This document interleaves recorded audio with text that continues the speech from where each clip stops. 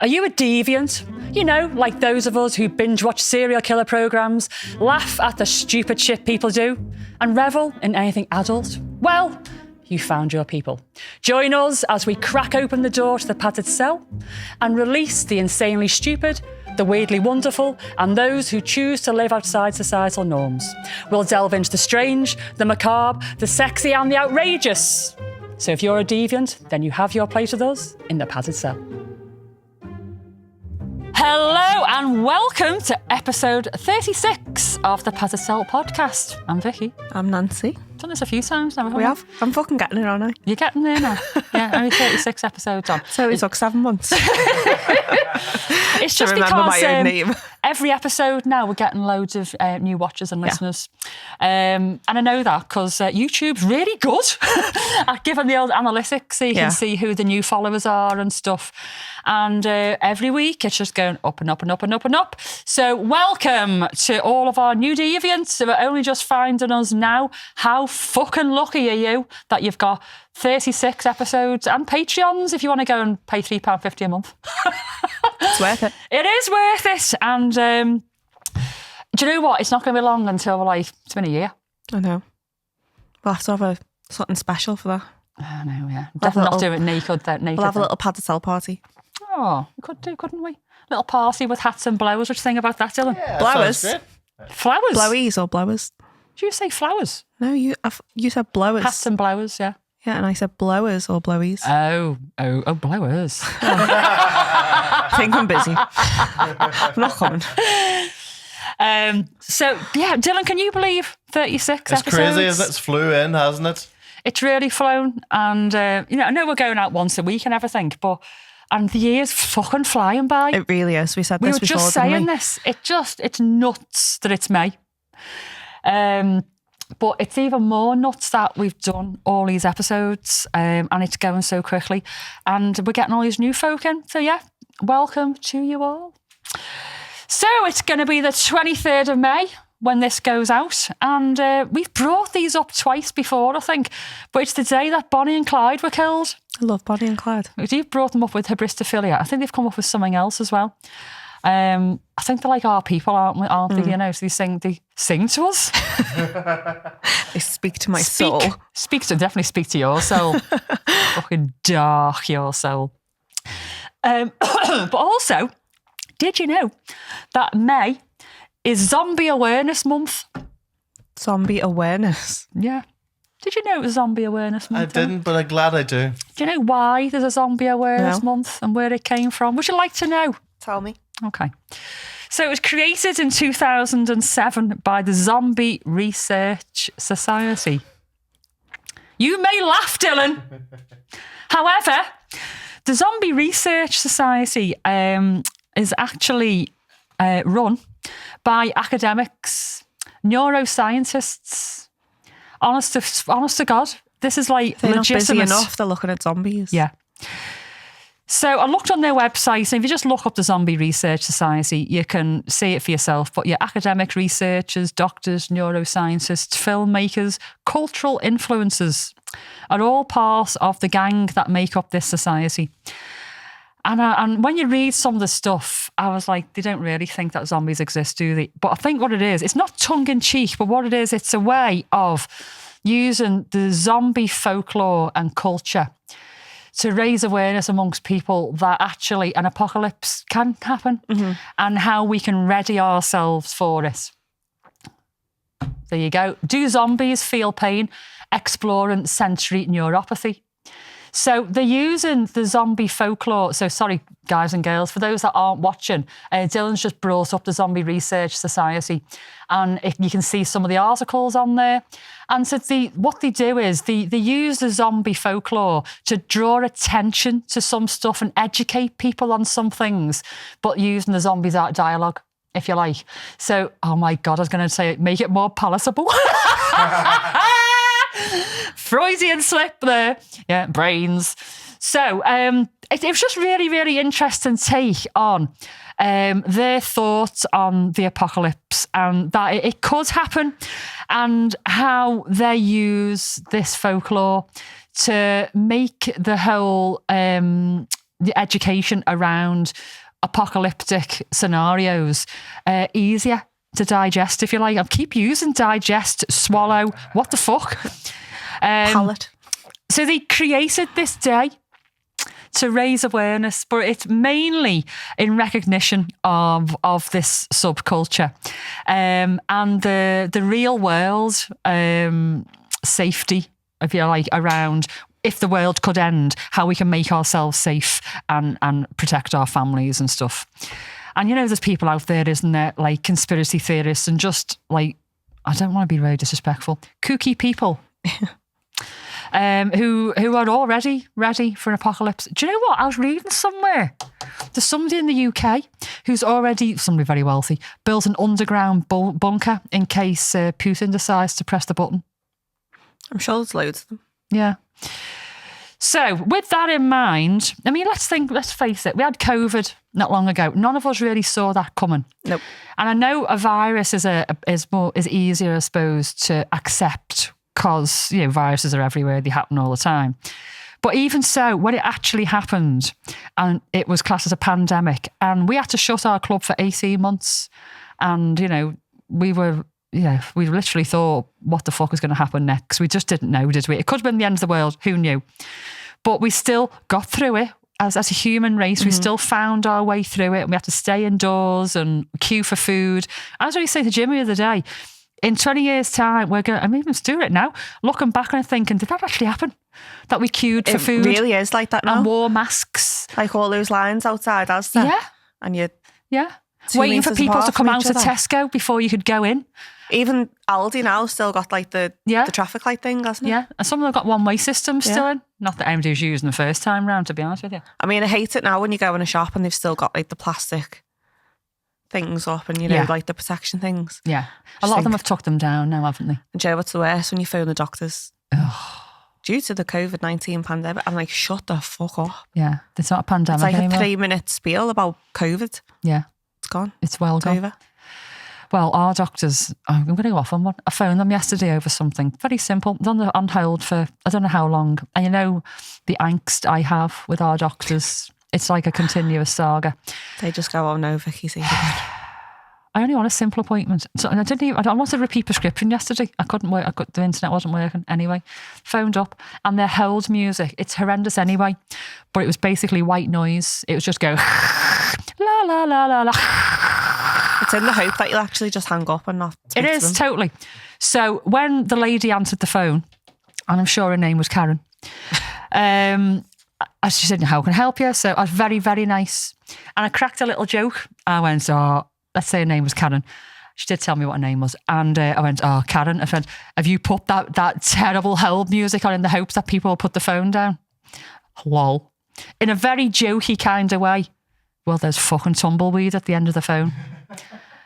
And I was like, oh, sorry, did I hit a nerve there? And she said, right, so that prescription's been ordered for you. I'm like, okay, she's not in a chatty mood. Get the fuck off the phone. And there's obviously been an awful lot of other Karens on the phone to her. Do you know if your name was Karen, would you change it? No. Yeah, 100%. Do you know where it came from, the whole Karen thing? No. I've read it somewhere. I can't remember, do you know?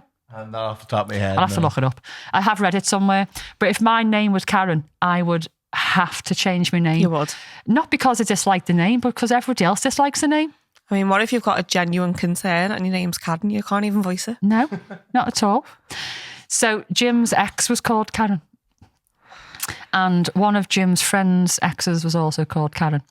And the house that we were supposed to be moving into recently, that fell through. The sales negotiator fucking lady was called Karen. It was never meant to be. And do you know what? Karen was lovely. And but when we got the news that the house has fallen through, it wasn't Karen that phoned us. It was somebody called Kerry. I think Karen must have been terrified of me because she chickened out of the phone call. I can't do it. Please, could somebody I've just suddenly make got the this shits phone and need to go home. Bye. Because Vicky frightens me. You can have my salary for a whole month.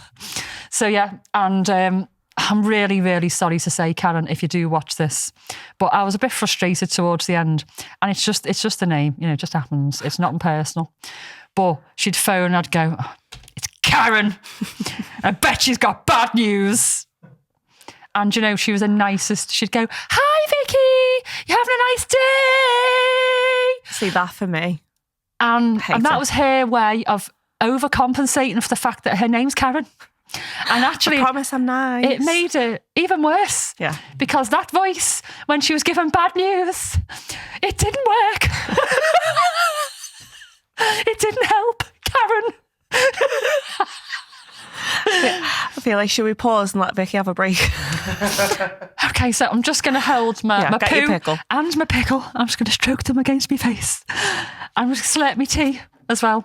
So anyway, going back to apocalypse and COVID and all that kind of thing.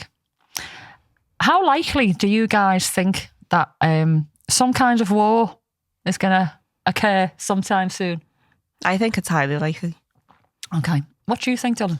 I'm lightly concerned. I'm hopeful that it'll work out, but it's the most concerned I think of an event that has been in quite a while. So when the I can't remember what his position is, chief of fucking something, some big licks that I was reading about, very official name. It's gone. Soz. He was saying that our mindset needs to change. We are no longer post-war Britain. We are in a pre-war scenario. Mm-hmm. And he was like the top like military official person. And he said we are now in a pre-war position. That's a scary thought, isn't it, really? But when you think of all the unrest in the world, obviously, I mean, Israel and all that's always going off. But obviously we've got the Russia-Ukraine thing. We've got Russia with Poland now. Poland's starting to get a little bit, you know, antsy with them. Obviously you've got, you know, Korea, China, all these rumblings going on. But you know, Russia and Ukraine and Poland, very close, isn't it? Very, very close to home. And apparently our threat level's really high. Is this the same fella that said that conscription is more than likely? Yeah. If you found his name. Let me find him. He's not called some big licks fella from the military. He's not called Karen. His wife might be called Karen. Dylan's just looking. So yeah, pre-war. And so it makes you think, doesn't it? You know, we're sitting here having a lovely time in our podcast.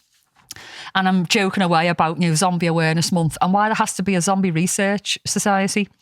But when I was reading through their website and looking at some of their articles, which made it all much more palatable because of the tongue-in-cheek nature of it all, it does actually make you very aware that we're hanging on a very fragile thread right now. Yeah. And, you know, who knows? We could be doing our podcast from home at some point in the future if we have to lock down again. Yeah. Who knows? None of us saw COVID coming. No. Or if we saw it coming, we didn't really appreciate how long it could last and actually the massive impact it had on people, whether they had people, you know, pass away around them or just the impact it had on their general lives. And for some people, it had a positive effect, actually. You know, it made them change things.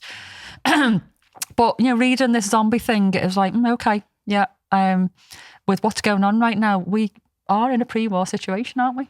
Pretty scary stuff, really.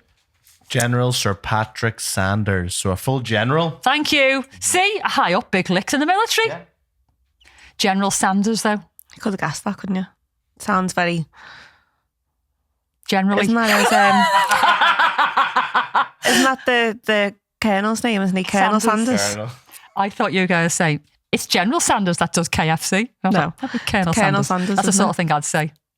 I was bringing you down to my level. Violated in the comments online. Yeah. That's not a border collie. Oh, okay. Some of the comments. Right. Did you see the one recently on Facebook after the Hug a Plumber reel, which has had 1 million hits? Some American guy, I'm telling you now, I'm going to do the American accent, I'm not going to do that. I'm telling you now, I'm from the US and there's no such thing as Hug a Plumber Day with loads of fucking angry capitals in it and everything. Like, why are you so arsed? And he said, it's only a holiday if you get a day off work. And I was like, okay. Do you know what? Your arguments up until 2/3 of the way through, I was just nodding going, yeah. Until the last third, and I'm like, mate, you just lost your own argument there. Totally lost your own argument. So then I don't have to jump on anymore and defend ourselves because everybody else does it for me. And people were like saying, well, I don't get a day off for Easter. And I work in the healthcare system. So does that mean that Easter isn't a holiday anymore? Valentine's Day. Valentine's Day. And he was saying, it's not even a real thing. Then people were like, Google it, mate. Google it. It is real. Just because you haven't Googled it. And this fucking thing just went off on I mean, me. we're not saying everyone cares about No. National Dylan Day, National fucking Hug a Plumber Day. No.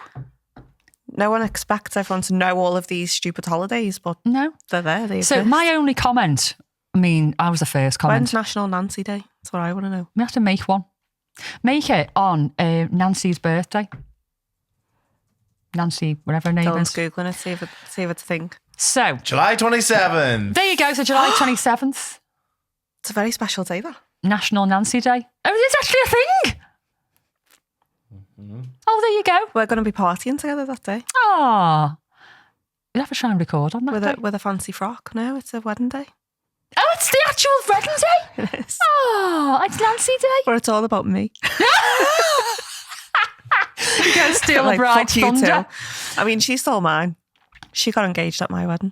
Do So you it's know my turn. what you should do as a little joke is get loads of little badges with I Heart Nancy and give them to everybody in the National wedding crowd. Nancy Day badges. Here's your favours. That's it, yeah. And then get an extra big one for the bride. I love Nancy. And then have around it National Nancy Day in a circle so Yeah. everybody knows what it is. I can't remember what my point was. I can't remember what I was it's all saying. about Internet comments are... Yes, are- right. So the guy, he was like, that's not a real day. I don't get a day off work. You're talking through your arse. You're spreading shit. So I just said, who pissed on your chips? Because he was why, going why off do on they one. get so fucking... And I said, stressed? and this is an entertainment podcast. Scroll on. I know. And I left off knobhead on the end because Facebook would have shouted at me. Can you imagine being so bothered by a reel on Facebook that you have to put all of the hate on it? No, we're in capitals, mate. I know, shouty capitals. I mean, and the capitals in the wrong place. Do you know what triggers I was me the going to most? rewrite it for him with the capitals in the right place. I thought, yeah, I'm just going to go off like a bottle of pop if I do Do you know that. what triggers me the most? Is when people write something or they put a status, they put a capital letter on every Yeah. single word. Yeah, well, that's what he was doing. There's just no need. No. Yeah. I'd be more concerned about that. So, okay. We were doing Room 101 recently, weren't we? Yeah, they can go in it. I forgot one of my pet hate Room 101s. So when somebody's having like a little rant online, I've actually had it on email once as well. And I was like, ooh, how rude. But mainly you see it on Facey. You know, it's all going off. And then somebody has an opinion which they think is the biggest, bestest, most sincere and only opinion on the whole of Facebook. Because they rant away and at the end they go, that's all. That's all, folks. That is all. In other words, that is all. That's all that needs to be said. And all your opinions out there don't matter because I've spoken and that is all. And when I see that, I'm like that, ooh. Did someone write that on an email? Somebody wrote it on I an didn't even email. respond. I didn't get a response. They've said that's all. They didn't get a response. No. I mean, to be fair, the email was sort of justified. I can't go into it now. I'll tell you off air. But that is all. I was reading it going, all right, yeah, legitimate arguments, all the rest of it. And they finished with that is all. I'm like, oh, fuck off. You've lost it, completely lost In it. fact, it's not all, let me No. tell you. Yeah, so there you go. Right, I'm going to say a little hello to some of our Patreons. Floss54, VK, Carly, the drunk librarian, who we've commented on quite a lot, Amy, Robin, Sandera, Vicky S, Scott Laura, and Bev Cub. Oh, Beb Cub, Hiya, our little Beb Cub. mate, has joined. Hiya, Beb Cub. I could say your real he's going name, to do a not too little sure dangly whether. bit for us, isn't he? He is. He is. Yeah. He's said, would you like it audio or video, darling? I'm doing confident. So, hello to you all. And our OG100 WhatsApp group, they've said that Monday is now their favourite day because that's the day when the get the episode pod. comes out. Yeah, it's Thursday for all of you. They get it on a Monday. And they have collectively renamed Monday. It's no longer Monday. It's called Deviant Day. How like cute it. is that? Deviant Day. Right, Nance, I asked you to think of a favourite word You did? and why. So, what's your favourite I don't know word and why. why? I think I have many favourite words, to be honest. Do you? I like words that just sound fun in your mouth. Wow. Like bollocks. You know, like roll it around your tongue. I really like the word Bollocks. philosophical. Philosophical. Yeah. Okay. A philosophical word as well. Yeah. And part of that is because when me and my friends used to go out and get really drunk, you know, when you're like a teenager, Yeah. as long as you can say philosophical, you're not drunk enough. Okay. So it's when you're not able to say it, it's time to stop. Not that we did stop, but I was going to say, why? Why stop? that just... The thing is, though, when you're a good few drinks in, you get the taste for it. And no matter what get on the next day, you're just like, fuck it. Listen, it's still too soon for me to talk about it. How much alcohol did you actually consume over the hen weekend? Too much. Way too much. Yeah. Wow. Did you get liver pain? Yeah. Still It's have. like a right-sided pain there. I've had that once in my life. I drank a was bottle like, of Fireball from the bottle. Fireball, mate, what's wrong with you? Everyone was calling me the Fireball. They kept hiding the bottles from me. I bet your Because I'd arse walk was on in and fire. I'd go, "Where's the Fireball?" And I'd say, "Who's took it?" And they were like, "Don't know, I haven't seen it." Wow. Because I was necking it. And then I'd go to someone and make them have Were a you shot. not vomiting? No. Were your farts really bad after that? No. No? Mine would have I'm been. not a farter, I'm a burper. TMI. You're not a farter? No, I'm a burper. Jimmy admitted to me recently. I'd been out. I might have been here. I was somewhere. And he'd had... actually, we went for a curry recently with our mates, John and Alex. And the next day, apparently, he was very volatile. And I was out all day. And he was having a little clean up, hoovering round and everything. And he went, I had a lovely time. He said, I was just letting rip, dead loud, massive farce, like as he was hoovering and everything, having a really lovely time. Sorry, love, but you know. So, Dylan, what's your favourite word? So Nancy asked me to repair when I was in the club the other night, and I had a big think. Took me a while to think about what my favourite word was. It's quite a hard question, isn't it? Yeah. My favourite word is catharsis. I like that word. It's good on in your mouth as well. It's a good mouth word. It's a good philosophical mouth word. Ooh, philosophical mouth word. Yeah, no, I think I remember the first time hearing it, and it just sparked like a, what the fuck is that? I need to find out what this word is. And I think the definition of catharsis, which is essentially a relief or release or an enlightenment of some kind, that always it plays a lot in theatre and in drama, and then I like that idea of building up tension and then delayed catharsis or no catharsis and then eventual catharsis. Yeah. It's a very nice philosophical concept. I mean, you know, cathartic. It's a nice word. It's a positive word. It's isn't cathartic. it? Yeah, it is. Very nice. Well done, Dylan. Thank you. So, my favourite word is serendipity. I like that word.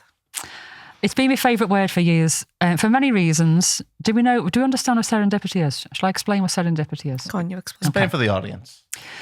So people sometimes get serendipity confused with fate and destiny.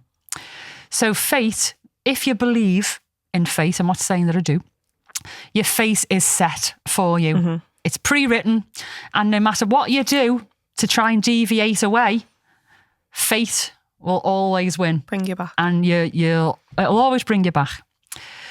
Destiny, sort of similar to fate, however, you can change your own destiny. You can make a conscious decision to say, do you know, I am not going to go down this road anymore. That partner of mine is an absolute twat and doesn't deserve my love. I am going to change. Or I fucking hate my job. Why am I just doing this to please everybody else?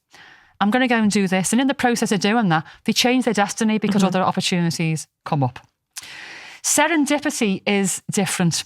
So it's like destiny, but the changes that form your future are completely out of your control. So it's chance happenings. It's things that occur that are completely out of your control and might seem absolutely devastating at the time. But actually the repercussions of that thing happening have amazing positive effects. So that's serendipity. It's a very positive word. And there's almost this romanticism around serendipity. And the reason why I've brought it up, I think that Jim and I had a serendipitous start. We first met when I was only 18. I was next door. Actually, I met him when I was 15, but we didn't do anything until I was 18. I was just a girl next door. And then we had a liaison when I was 18.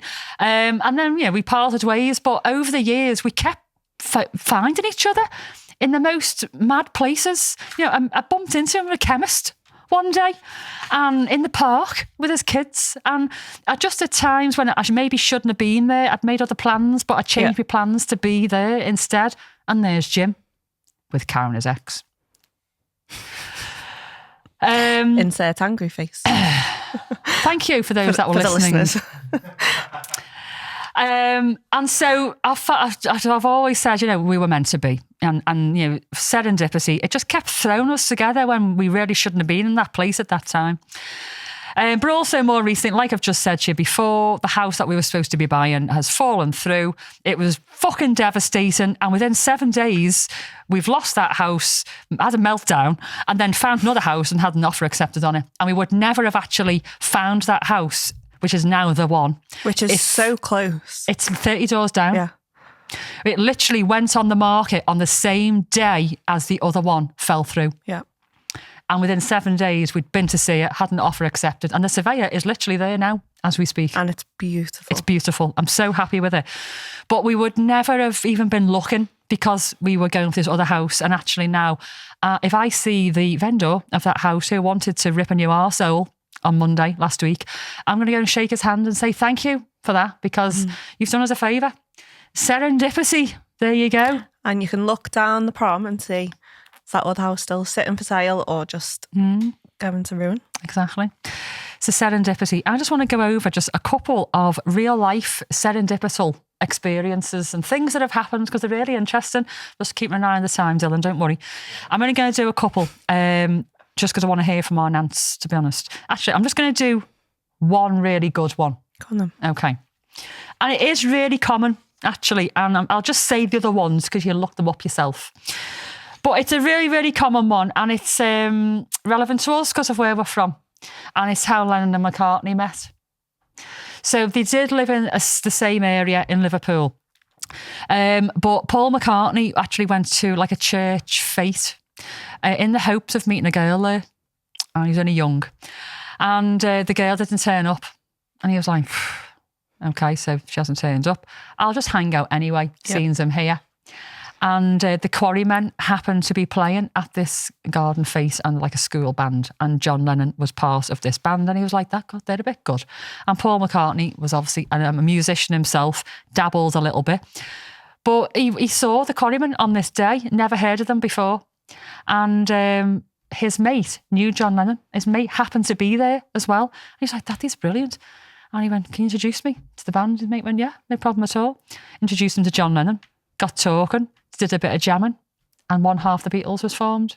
And he was supposed to be there, but for different reasons.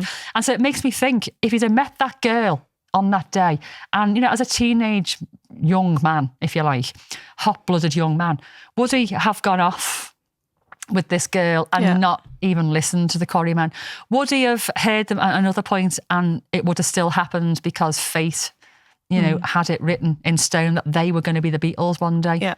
Or actually was destiny at play here, trying to draw him away, actually brought him back again. Interesting stuff. And if you want to look up more serendipitous things, occurrences, have a little look at how penicillin was found. That was a completely chance. I'd love to tell the story, but we haven't got time. Also, how Viagra was discovered. That was serendipitous. How gunpowder and subsequently fireworks were invented, also by mistake. And also Kevlar, all invented by accident. They were looking to do something else and actually they created another product instead, which has just gone nuts.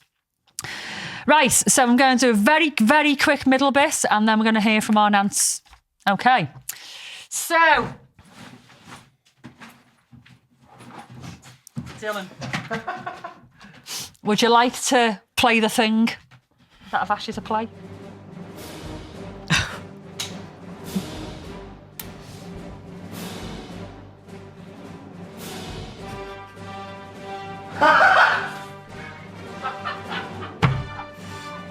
Let me move me bits.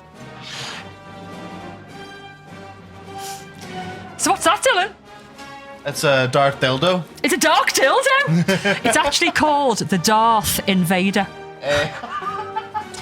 And it's 15 inches long. It's 4 inches in diameter. And I know somebody who's used this. It's a bit fluffy because it hasn't been in its thing.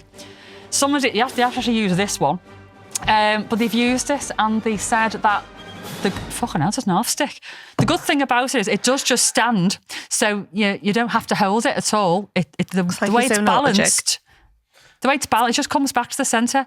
But she said the really good thing about it was the helmet, Darth's helmet. It gets adjusted on the G-spot on the way in. So she's a big fan.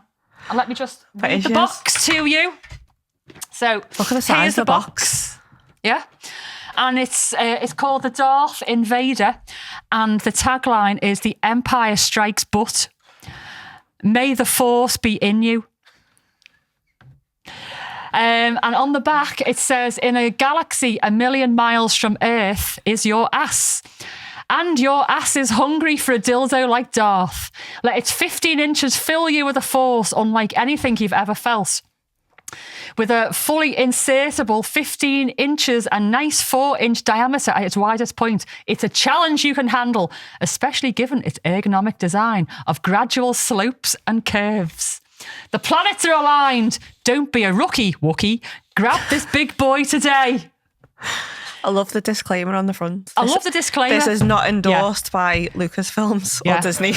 It says it's not endorsed by Lucasfilms or any person, entity owning the rights to the characters of or work parodied they're herein. So basically what they're saying is Disney or Lucasfilm are not okay with this. Would not make something like that.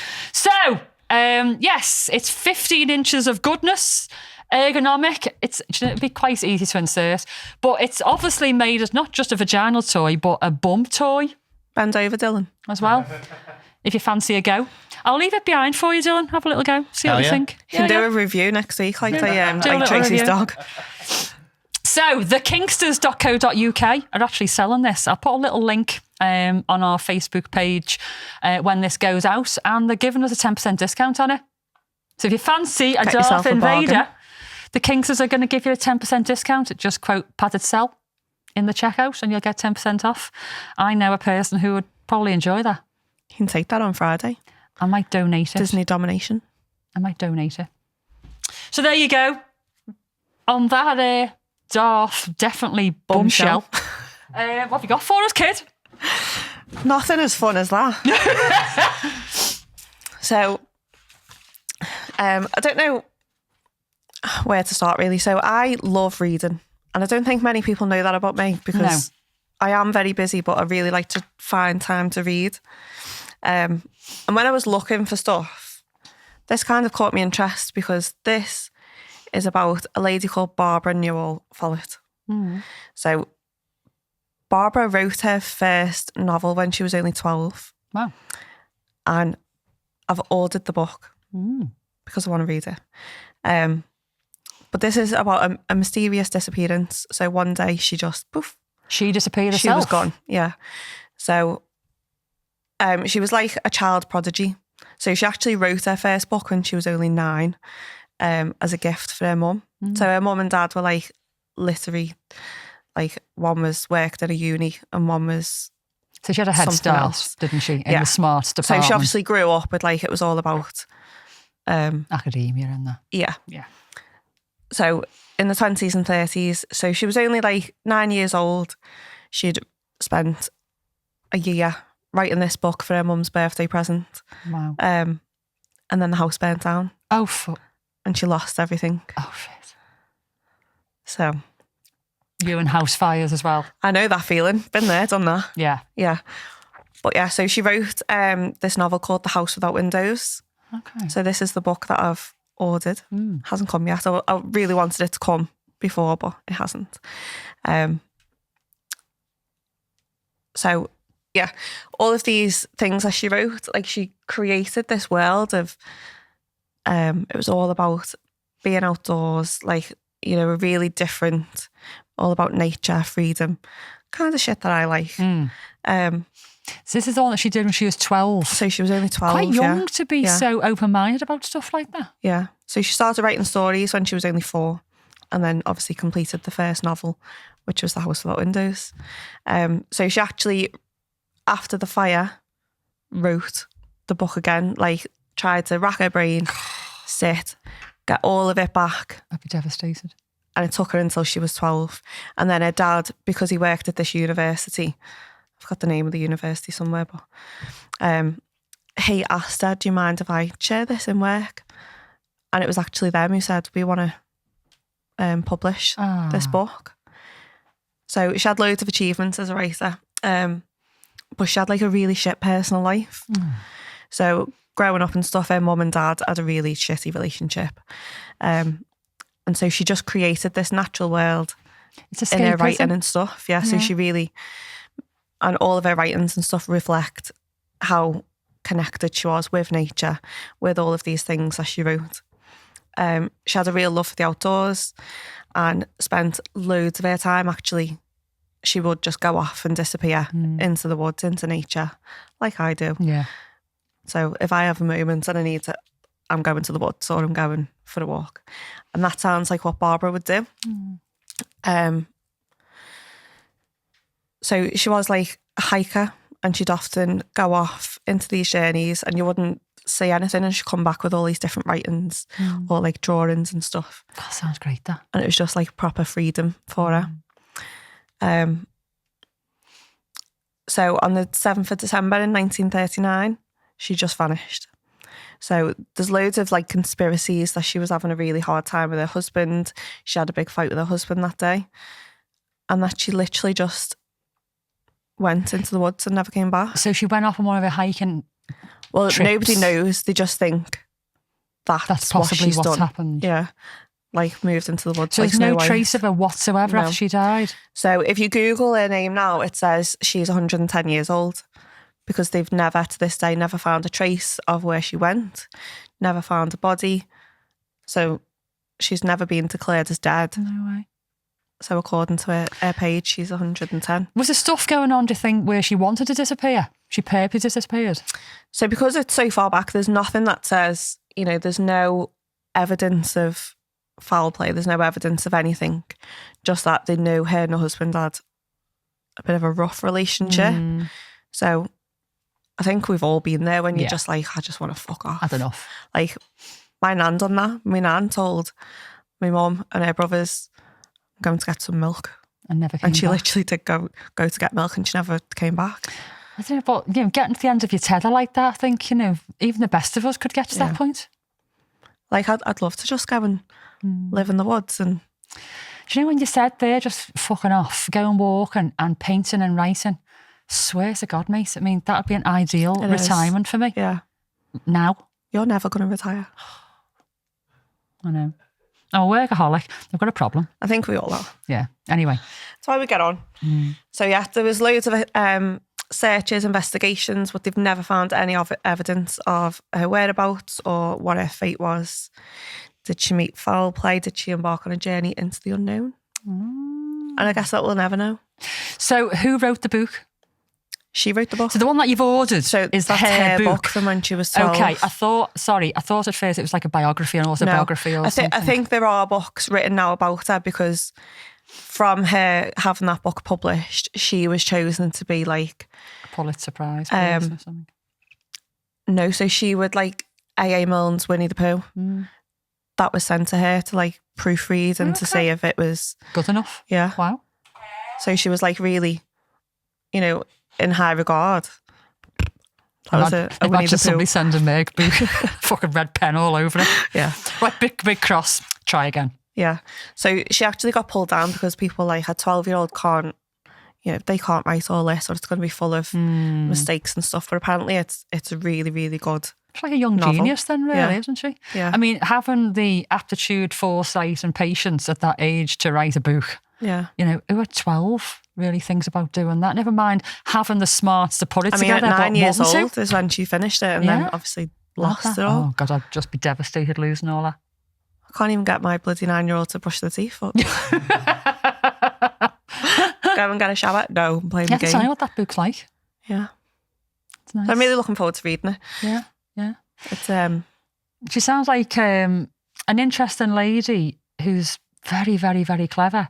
But do you know what? I wonder if there's maybe some like investigative journalists out there who've maybe, you know, done some investigation about her life and have wrote a biography type book with maybe there. Loads and loads of stuff online about her. Like, since I've seen it and done this, I've read loads about her. Wow. Look at her, there she is. In her natural habitat. Gosh, looks like dead happy and free. Yeah. You have to send me that picture over so I can give to Dylan. We can pop it on Facey on YouTube and that. What's her name again? So, Barbara Newell Follett. Barbara Newell Follett. I'll try and remember that. I'll just text you later. You can send it over. Love shit like that. Yeah. What I was just looking at people who disappeared, but she really like. So how old was she when she died? Well, we don't know. Oh no, we don't. She's 110.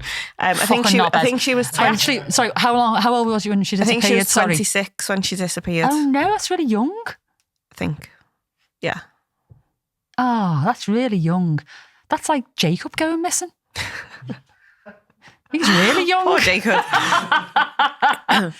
Interesting. Yeah, let me know what the book's like. Just wander into the woods and that's that. Oh, every now and then I think I could easily do that, you know. Just fuck everybody. But I've missed Jim too much. Yeah. I suppose my kids. Sometimes. I'm just not brave enough. I'd need food at some point. And there isn't a Tesco in the wilderness. I need amenities. Eating worms in the woods. Yeah, no. I like the idea of just wandering off and like doing some arse, but I need somewhere to come back to with a microwave. Yeah. I don't want to have to like, you know. Property ping. Yeah. I don't want to have to kill a rabbit and skin it and stuff. I'm not into all that survival shit. Oh, Barbara. Yeah. I hope she survived. And she just went, nah, do you know what? Fuck it. I'd like to think she lived a nice long life in the woods. Do you know, like she might have actually, place. well, she might have just disappeared and actually popped up somewhere and she's like, I don't know, another famous writer. Yeah. She could be J.K. Rowling. She's far too old and probably not transphobic like J.K. Rowling. Yeah. Not sorry at all. No, fuck you, J.K. Yeah. Great. Is that all we got on Barb? That's our Barb, yeah. Our Barb. Right. God, we're nearly finished on time again here, Dylan. So, before we go, I have got a little fetish factoid. So, I'm going to ask you first. Have a little guess what olfactophilia is. Factophilia. Olfactophilia. Olfactophilia. Mm-hmm. No? No idea. Dylan? I haven't a clue. Can't even guess. Really? I thought you might have got this. So the olfactory glands, is that? No? Is that what makes you moist? This was a question at the quiz last night. What makes you moist? Makes you funny moist? No. I mean, the area can get moist. It can, but maybe you get pleasure out of it. You're weird. No, it's olfactory glands and like the sensors in your nose. It's what you smell with. No? No? Olfactory? No? Oh, okay. Right, so olfactophilia is a paraphilia or a fetish for smells and odours emanating from the body, especially the armpits, the genitals, the breath and the bum hole. The breath, though. Yeah. So people, they get like sexually aroused. What? Sid's got this then, hasn't he? Why? Does he just say breathe on me when you're out? No, he's got a fetish for sniffing my bumhole. I've told you this before. I've outed him on the pod before. Okay. Maybe it didn't hit quite so hard because I wasn't talking about olfactophilia. Maybe we were talking about bumholes or something. I went, oh, go away, really? But now that we're talking about a fetish for smelling bumholes, fuck off. Sid likes smelling your bumhole. He does, he loves it. Has it got to be freshly cleaned or is he happy with it to just be a bit sweaty? He's not even asked. Fuck off. So he likes to smell your sweaty bumhole? Yeah. If you're my little sister, turn it off. I thought you were going to say, if you're my little sister, watch out, he's coming for you as well. I'm like, Nance, that's just too much. No, she's definitely got a sweaty ring.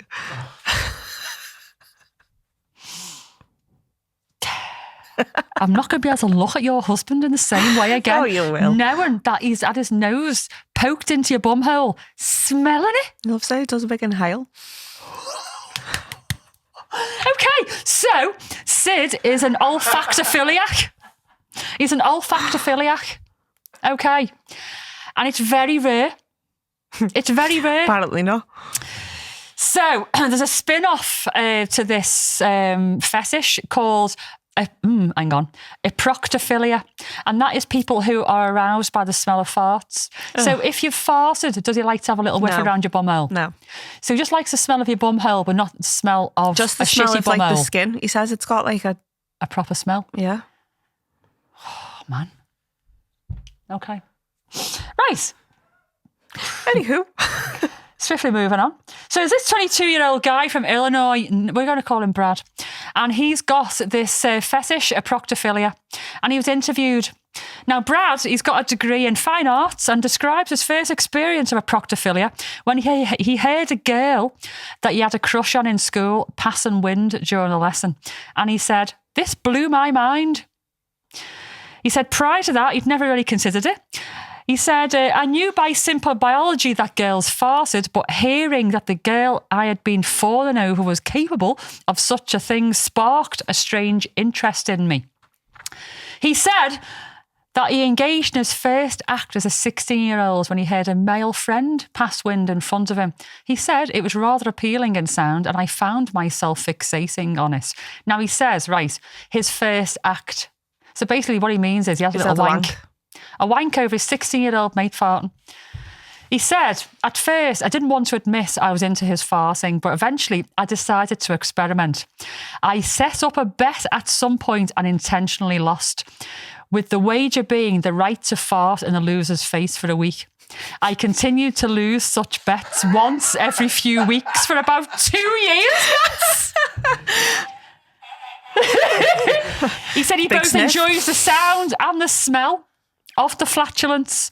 And this professor said proctophiles are said to spend an abnormal amount of time thinking about farting and flatulence and have recurring intense sexual urges and fantasies involving farting and flatulence. What the fuck? But, I mean, this guy, though, he set up a game with his mates to make him lose so his mate would fart in his face. Well, there's a game on TikTok now. Have you seen it? Oh, you in TikTok games? Guess the fart. Don't you be bringing that game to a middle bit when Dylan's on next? No. So it's like if you feel like you're about to fart, you go, "Vic, guess the fart," and you have to go if it's going to be like of fart? Like a or a. So my granddad used to have names for farts, and he'd go to the toilet and he'd say, "I don't know which one it is. It's either going to be a rip, shit, tear arse, a fluffy, or a go along." I love my granddad.